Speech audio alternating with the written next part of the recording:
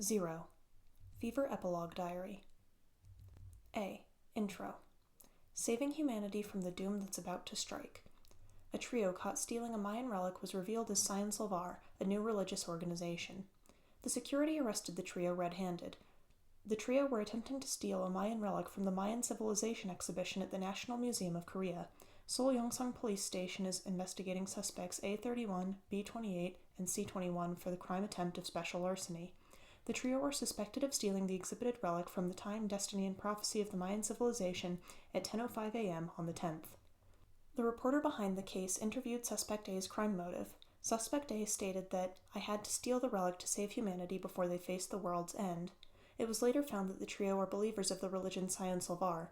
It is suspected that the trio committed the crime under the influence of Henry Jo, the religious leader.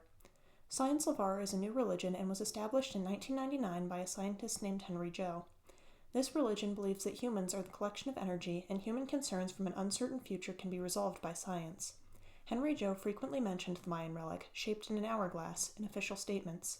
Henry Jo also mentioned that the energy condensed inside of it will be the key to saving humanity. The Mayan relic Henry Jo mentioned is an hourglass artifact that imitates the moon's movement. There are many speculations for the exact purpose of the artifact among experts. However, one clear established theory is that the relic, crafted through an uncommon metallurgy technique, was used for ceremonial purposes. 1. San. A week has passed since we came back here without Yosong. We stayed at this place, where android guardians do not exist, before we left to the other dimension. That street and people all still look the same as always, but the only thing that changed is the time zone. Simply put, we have returned to the past. This was the moment before we gathered at our adjut, not too long before Yunho's older brother's car accident. We assumed that the time zone was twisted when the Cromer broke, and Yunho was thrilled, probably because his brother was brought back to life from the tragic accident. I can understand Yunho, but deep down in my heart, I felt bitter against him. Whether we were in the past or the present, one thing was clear. We may be alive, but Yosong isn't here with us. Since the Cromer was broken, there's no way for us to be back there. We were hopelessly wasting time, then Sungho rushed and shouted, "This is the Cromer, right?"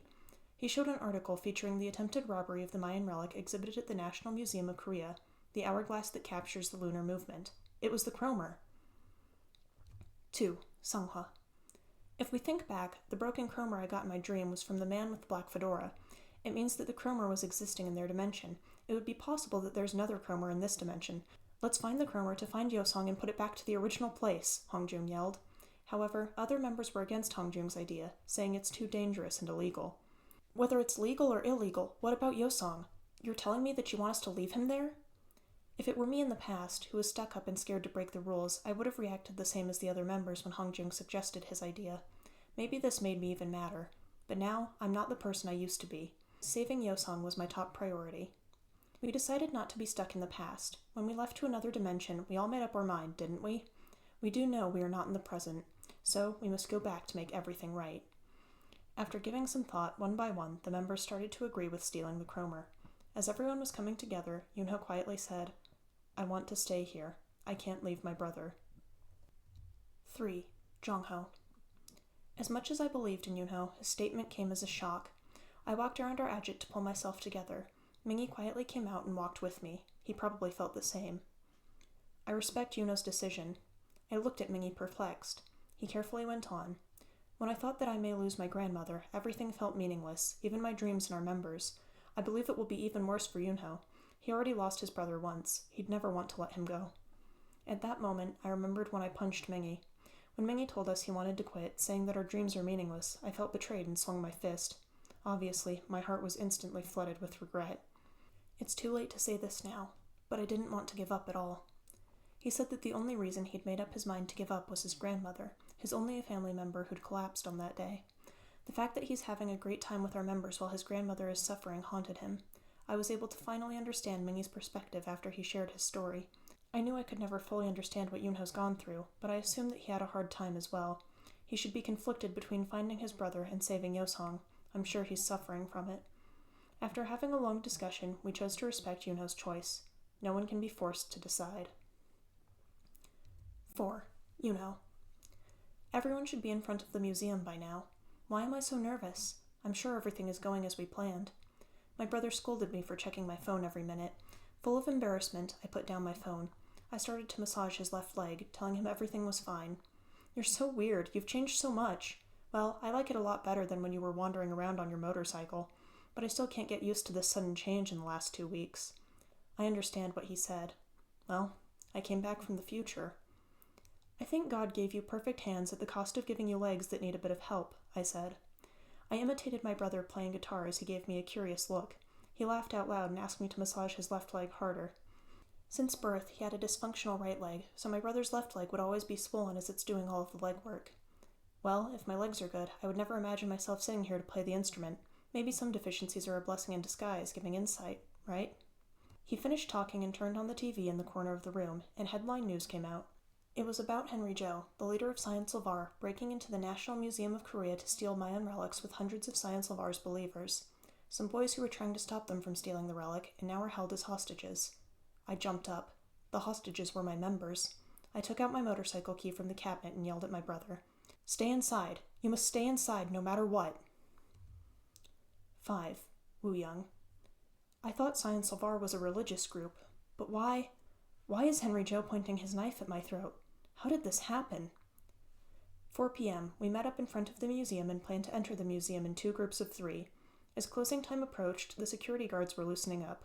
One group was responsible for catching the guards' attention while the other group steals the Cromer. We planned to get Yosong as soon as we stole the Cromer. However, even before entering the museum, our plan fell apart. Among the crowd of people in red coming out of the exhibition hall, a man in a black techwear outfit was holding the Cromer. He had a long white beard, a black mole on his right cheek, and large goggles. It was Henry Joe, the leader of Science Lavar. We had to get the Cromer back from him. If we miss this opportunity, there may be no way back. Right then, some high school girls with red blankets on their shoulders passed by me. Without giving any thought, I took their blanket and put it over my head, and then joined the group of Science Lavar believers. Leaving the faces of the embarrassed high school girls behind, the members also joined the group covered with blankets. We gradually approached Henry Joe. As we reached close enough to snatch the Cromer, bang! The police shot a blank-fire shot and blocked Henry Joe and the Science Lavar believers. At that moment, I reached toward the Cromer, but Henry Joe pointed a blade at my throat even more quickly. He whispered in my ear, holding back his laughter. "I just needed a hostage, so thank you for coming." 6. Hongjung. "Think, Hongjung, think!" My head blacked out. My head stopped because of this fear I've never felt before. Bang! The police shot another blank-fire shot. As the final warning, the police yelled that if the hostages were not released, they would fire shots immediately. As the believers started to murmur, Henry Joe yelled not to be swayed. At that moment, a group of bikers ran toward the museum with a loud exhaust sound. 6 bikers began to circle the crowd of Science Lavar. The believers started to get nervous about the rider's unknown intention. Henry Joe shouted, but the motorcycles were too loud to hear anything. Then, a familiar sticker caught my eyes. ATEEZ YH. It was Yuno! The other riders must be Yuno's friends. I intuitively knew Yuno's plan.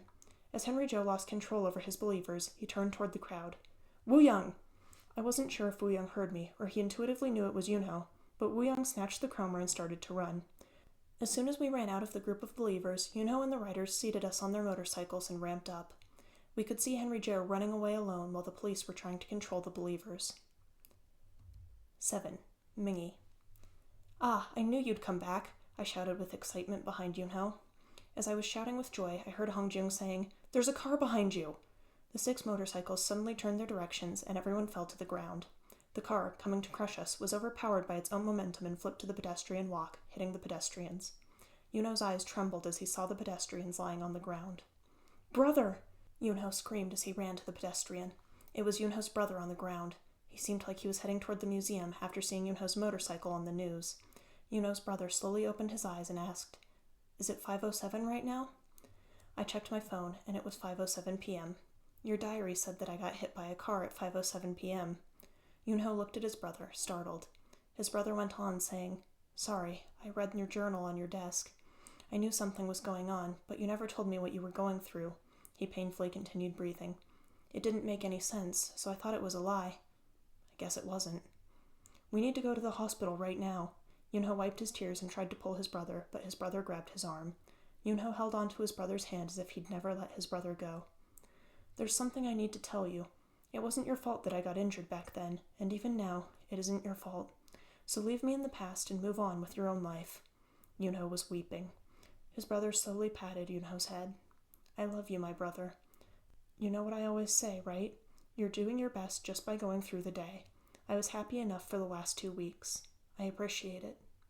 Then Yunho's brother passed out. Yunho put his head down on his brother's chest and wailed. Henry Joe stumbled out of the driver's seat of the overturned car. Blood was running down slowly on Henry Joe's face because of his head injury. Henry Joe stared at the Cromer in Woo-young's hand. He then began to run towards Woo-young with a knife. Yunho quickly threw his fist at Henry Joe and yelled, "Turn the Cromer!" Henry Joe snatched the knife that he had dropped when he fell down. "Hurry!" Right at the moment when Henry Joe was raging toward us, Woo-young turned the Cromer. 8. Yosong. How long have I been in this glass room? It felt like an eternity being in this tube without any light. I found the whole lines of resistances, who revolted against the government, standing in front of my glass room with their biological energy stolen. Android guardians covered them with black fabric. Maybe they didn't want to see the undead resistances. The worst part was that the Grimes siblings were among the covered resistances. The Grimes siblings and Left Eye ran to the art museum after seeing the light that the Cromer emitted when it shattered. Left Eye was able to escape the bunker, but he lost his right arm. The Grimes siblings got caught and lost their biological energy. I don't know how much time has passed. The pain was so great that I desired to lose my emotions instead. I wished that the Guardians would just kill me. When my train of thought went that far, I heard a trumpet sound somewhere. The Guardians, surveilling me, busted out. I heard beating and moaning outside. I started beating at the glass tube without even knowing. "Somebody, please get me out of here! Please!" The light that I hadn't seen for ages slid in when the door opened. Men in black fedoras were fighting with android guardians behind the open door. "Hey, Yosong." I heard a warm voice calling my name. A guy came near my glass room and pulled down his black mask. Tears of relief burst out of my eyes. It was Sunghwa. Z. Outro. The underground hideout of the resistance organization, Black Pirates. A signal came from an old small machine. A one-armed man rushed in and sat down in front of the old machine. The one-armed man held up a pen to write down the code. It was Left Eye. After suffering from another loss, he looked rather fragile. Left Eye interpreted the Morse code he wrote down. The light of hope spread on his face gradually. Left Eye turned to the people and shouted, "They're back! They came back!" The cheers of Black Pirate echoed in the underground hideout. The messy handwriting of Left Eye on the paper reads, "Say my name, ATEEZ."